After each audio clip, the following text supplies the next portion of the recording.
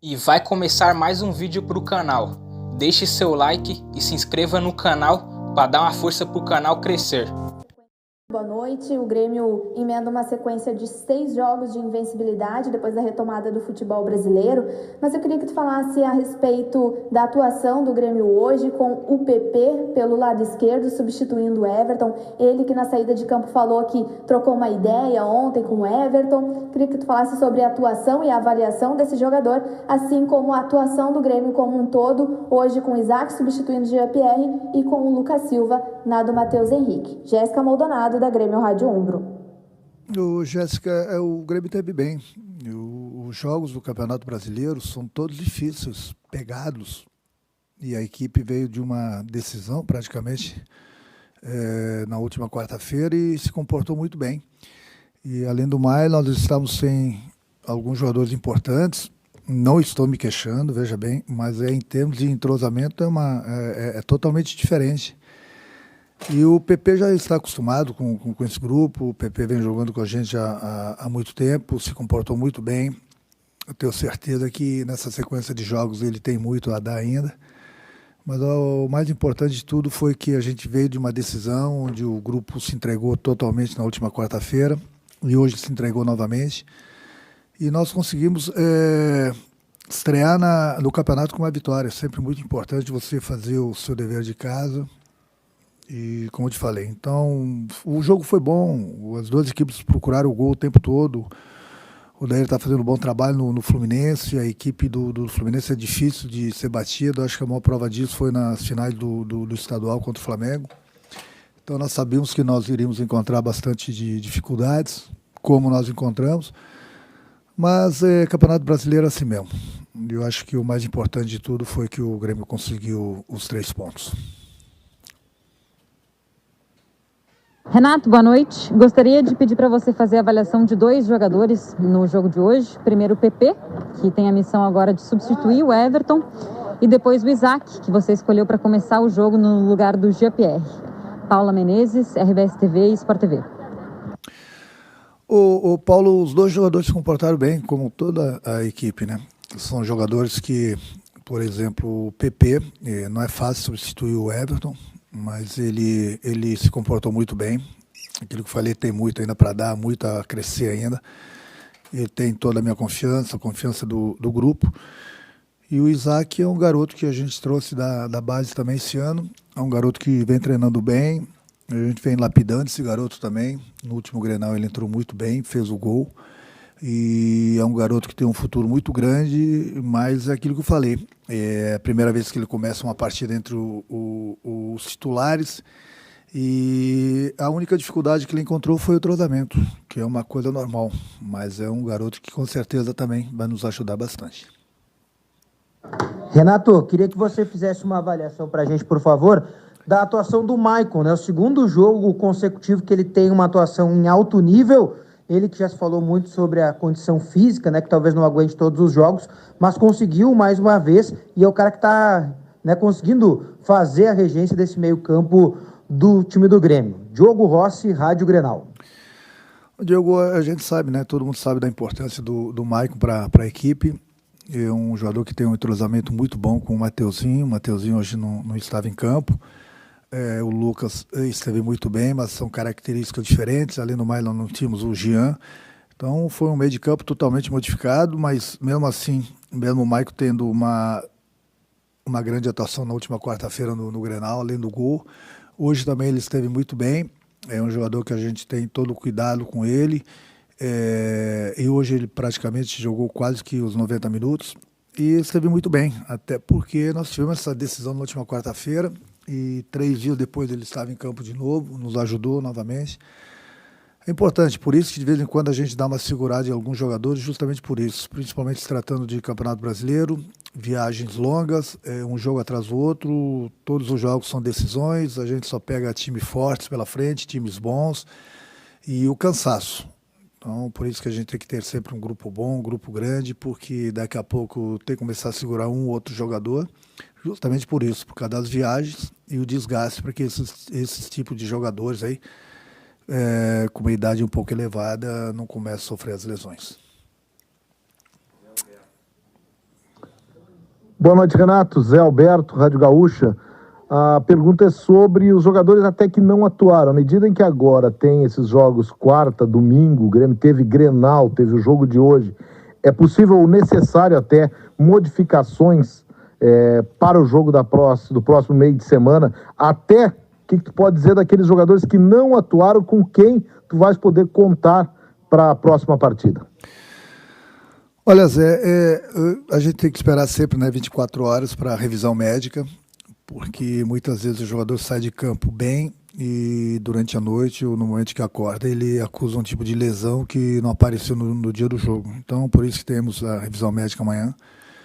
Vamos conversar com alguns jogadores mesmo que não tenham tido lesão para saber das condições físicas, justamente aquilo que eu falei, viagem longa, um jogo atrás do outro, o desgaste é muito grande em todos os jogos, a gente vem de uma decisão importantíssima na última quarta-feira, hoje foi mais uma decisão. Então amanhã na revisão médica eu vou conversar com todos eles, saber das reais condições e também desses jogadores que estão entregues ao departamento médico. No caso é o Vitor, o próprio Mateuzinho, conversar com os médicos e o próprio Jean, que está passando por esse problema particular aí, conversar com eles e aí sim, a partir da manhã eu começo a definir a lista de jogadores que viajam para Fortaleza. Renato, boa noite. Eu gostaria de te perguntar sobre esse início de Campeonato Brasileiro que tende a ser muito conturbado, com jogos que não aconteceram nesta rodada, inclusive a situação que a gente acompanhou em Goiânia, com a anulação ou cancelamento de Goiás e São Paulo por conta de exames e a confusão também nos resultados desses exames. Você acha que isso vai atrapalhar demais esse início de Campeonato Brasileiro, Renato? Jason Lisboa, Rádio Guaíba. Olha, Jason, a gente está passando uma dificuldade muito grande, né? O mundo todo, né? Com essa pandemia. Infelizmente apareceu esse problema aí, hoje do jogo do Goiás com São Paulo. A gente torce que não aconteça mais, mas infelizmente eu acredito que vão acontecer novos problemas justamente por isso, porque a cada jogo o treinador e comissão técnica e jogadores precisam fazer o exame, e esse exame ele é muito chato mesmo, e as críticas já vão começar a aparecer, porque não é fácil fazer esse exame aí não, e aí a cada 3 dias vai ter esse exame, a CBF quer todos os exames no Rio, e aí de repente muitos jogos não vai dar tempo, e se tiver uma zebra como deu hoje lá com Goiás, é difícil de falar se vai ter o jogo ou não. Mas esse não é um problema meu, é um problema da diretoria do clube, juntamente com a CBF.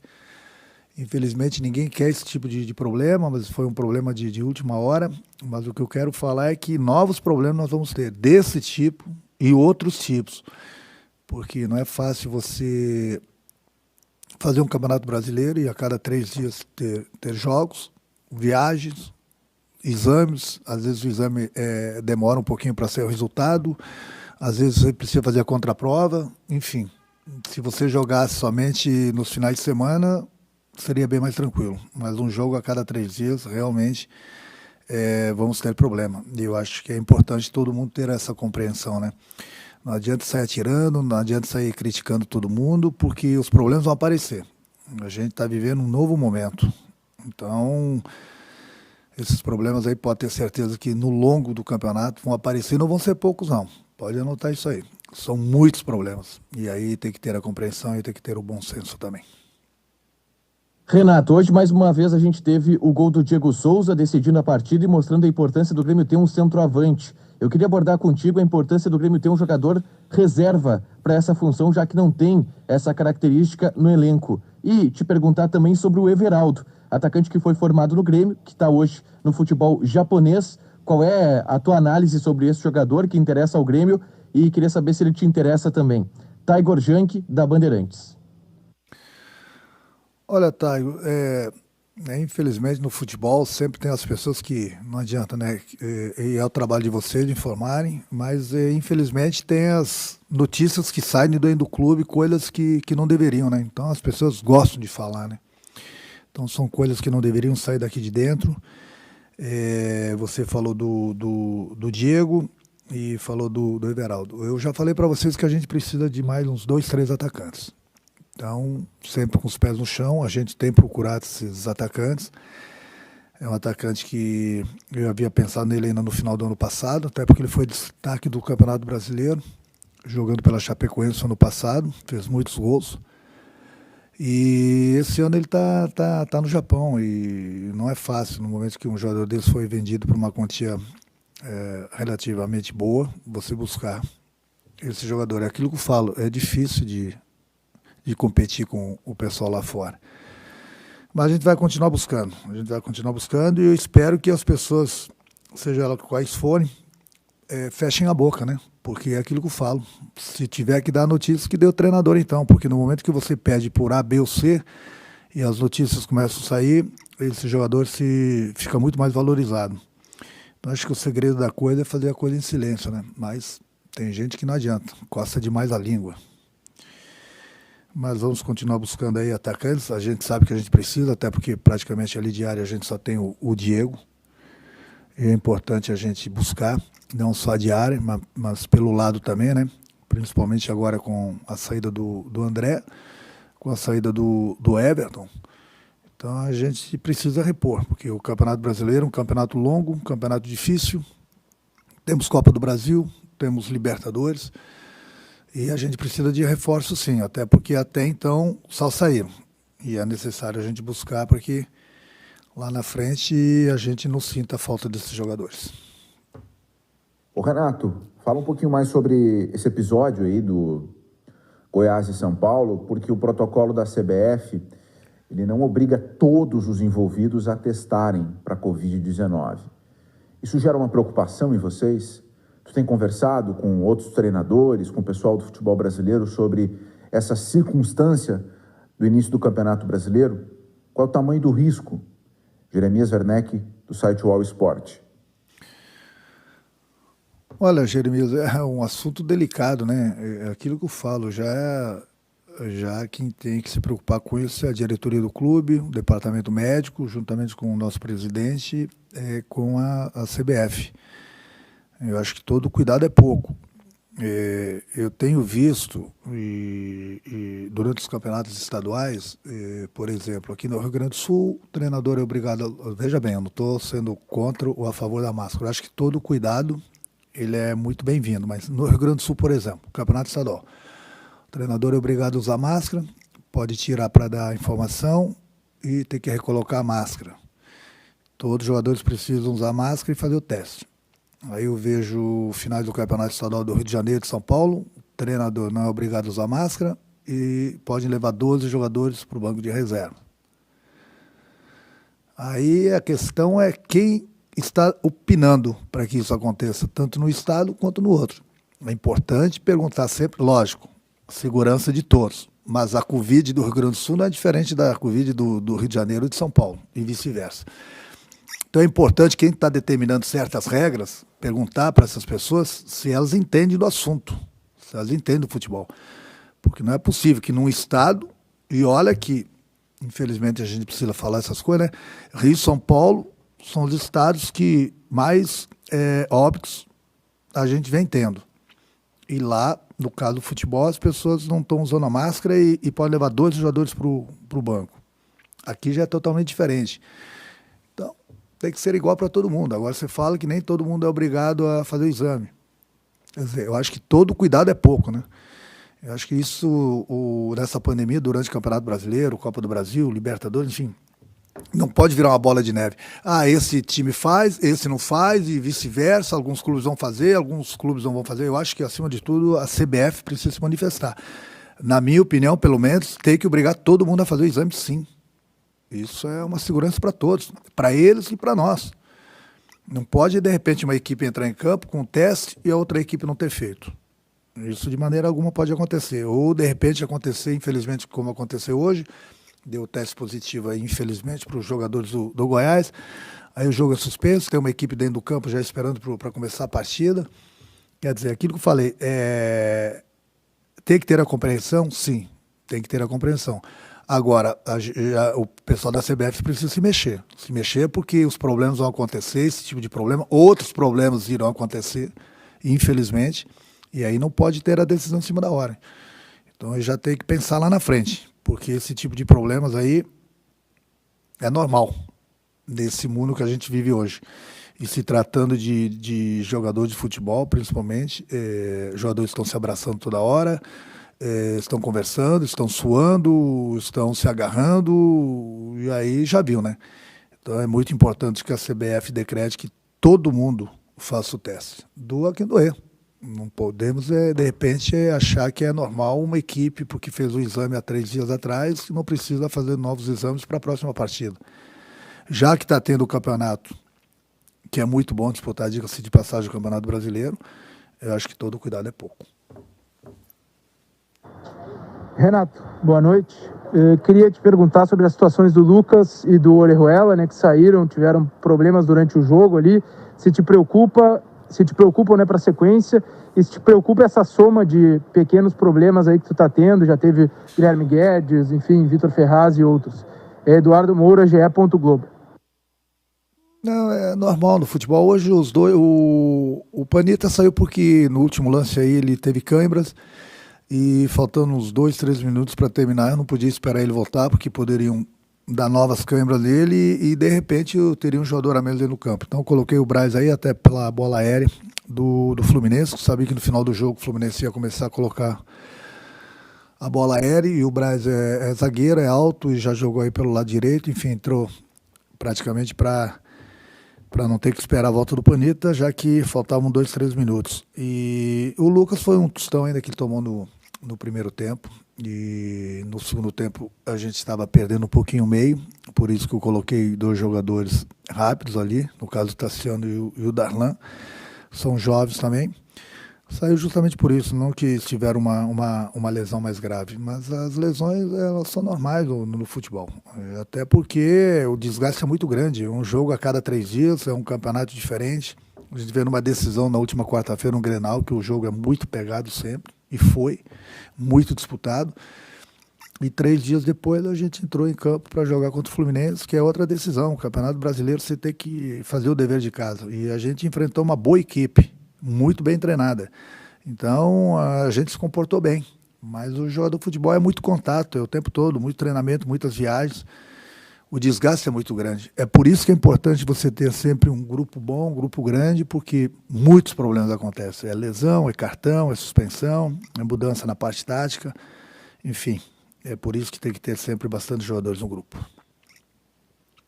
Renato, boa noite. Pergunta sobre o Thiago Neves, que hoje entrou em campo depois de muito tempo. Ele não jogava, inclusive, antes da parada. Queria saber como está a condição física do Thiago Neves, uma avaliação do desempenho dele, e se você, inclusive, consegue vislumbrar aí até uma possível titularidade, um espaço para o Thiago Neves no time titular do Grêmio.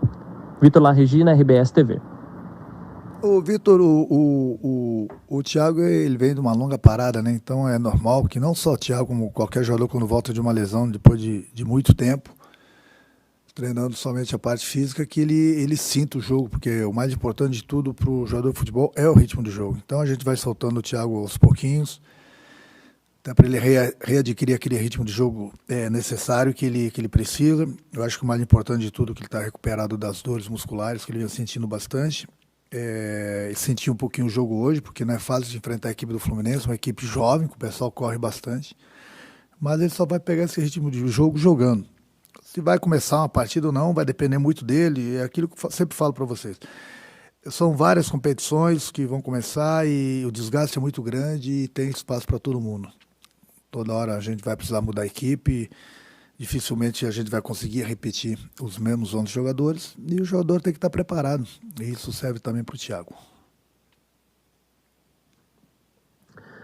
Renato, nas últimas edições do Campeonato Brasileiro, quando o Grêmio chegou na Libertadores da América, preservou titulares na competição nacional. Você vai modificar a estratégia a partir deste ano ou vai continuar com a ideia de priorizar a Libertadores da América quando tiver um jogo no final de semana do Campeonato Brasileiro e no meio de semana a Libertadores? Wagner Martins, Fox Sports. Ô Wagner, começaram cedo com essa novela, hein? Começaram cedo, bem cedo. Você vai depender muito do momento que a equipe se encontra, tanto no Campeonato Brasileiro como na Libertadores. É impossível, digamos quase que impossível, você disputar duas competições, tem mais a Copa do Brasil também, nesse nível, jogando sempre com a mesma equipe. Você pode falar, mas o Flamengo fez isso ano passado. O Flamengo pegou 4, 5 meses, jogou quase sempre com a mesma equipe e quase que pagou por isso no final do ano. Mas estava com uma gordura muito grande pela frente e acabou ganhando o Campeonato Brasileiro e gastaram 200 milhões, né? É necessário que se fale nisso porque eles tinham um grande plantel, jogadores a nível de seleção brasileira. E deu certo como poderia ter dado errado, mas os outros clubes não têm o grupo forte que o Flamengo tem, que o dinheiro que o Flamengo tem. Então a gente tem que tomar muito cuidado com isso, porque daqui a pouco aquilo que eu falo para vocês, quem muito quer, nada tem. Mas é um assunto para se pensar lá na frente, a gente vai ver o momento da equipe, o que está acontecendo no Campeonato Brasileiro, o que a gente vai precisar na Libertadores, enfim. Deixa eu quebrar a minha cabeça lá na frente, mas mais ou menos já vou adiantando para vocês. Vocês me conhecem bem, sabem da maneira que eu trabalho. E gozado que não é só o Renato que trabalha assim, não. Digamos assim que praticamente todas as equipes do futebol brasileiro. O ano passado, o Flamengo fez um pouco diferente. Deu certo. Pode dar certo de novo para alguma equipe? Pode. Mas é um preço muito alto que se paga. Boa noite, Renato. Tudo bem?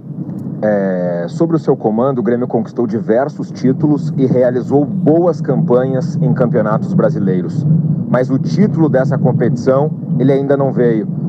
Eu gostaria que você me falasse a respeito dessa situação e o que você projeta para o Grêmio nessa temporada de 2020, disputando essa competição.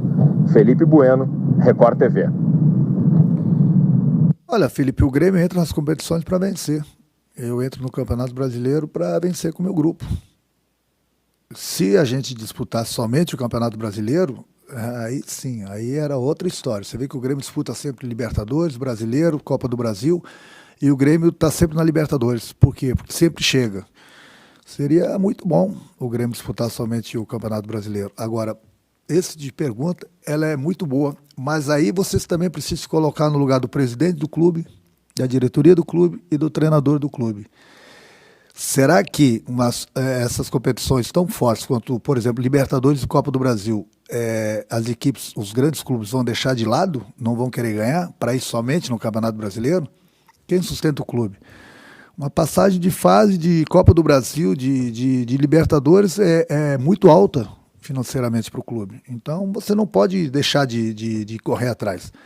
O Campeonato Brasileiro ele é tão importante quanto a Libertadores e a Copa do Brasil. Agora, um grande clube como o Grêmio, por exemplo, que disputa as 3 competições, não é nada fácil. Não é nada fácil. Então você não pode...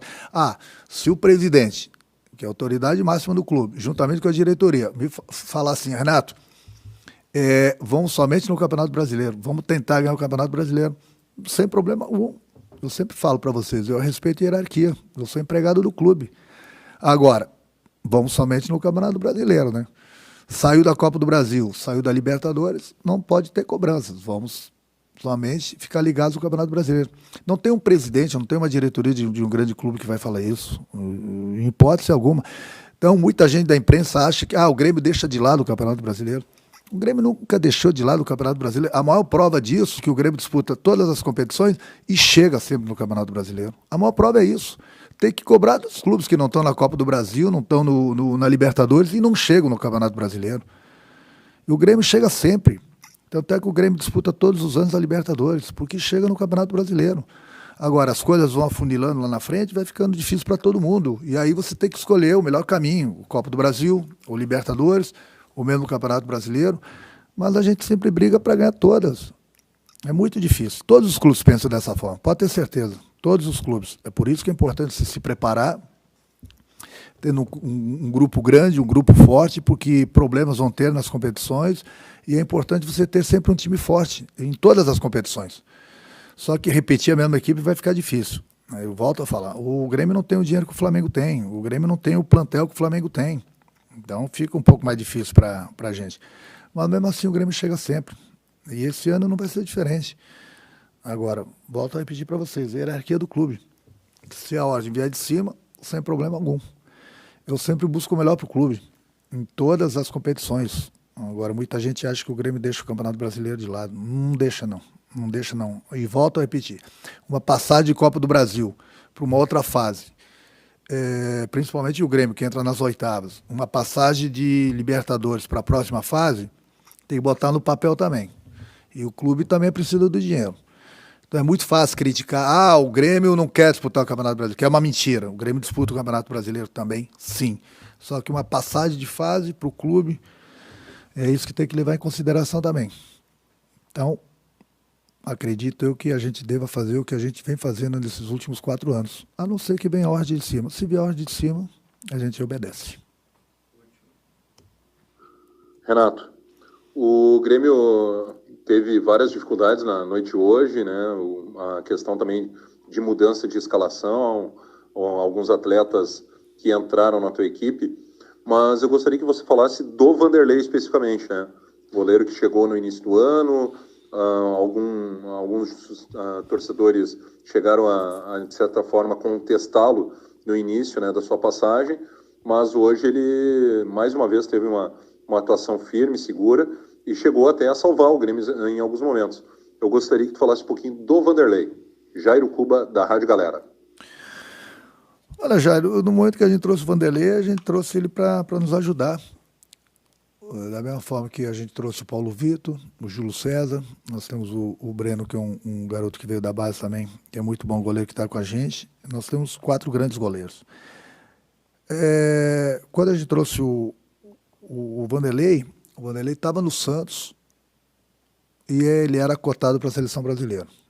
Eu lembro que ele vinha fazendo grandes atuações com a camisa do Santos. Então o Grêmio contratou um grande goleiro. E quando ele chegou, se algumas pessoas tinham algumas dúvidas, na minha cabeça não tinha dúvida alguma. A gente sabia que ele iria nos ajudar, como o próprio Paulo Vitor, Júlio César estavam nos ajudando. Então ele começou como titular, está tendo as oportunidades, tem jogado bem, da mesma forma que quando precisam de outros goleiros, eles entram e jogam bem também. O Vanderlei tem nos salvado porque é um grande goleiro. Eu acho que a maior prova está aí. Ninguém é cogitado várias vezes para chegar numa seleção brasileira se não for um bom jogador. E o Vanderlei, volto a repetir, quando ele estava no Santos, ele era muito cotado para chegar à seleção brasileira. E o Grêmio trouxe um grande goleiro. Obrigado, Renato. Obrigado a todos. Paulo Luz, vice. E é isso, galera. Esse aqui foi mais um vídeo.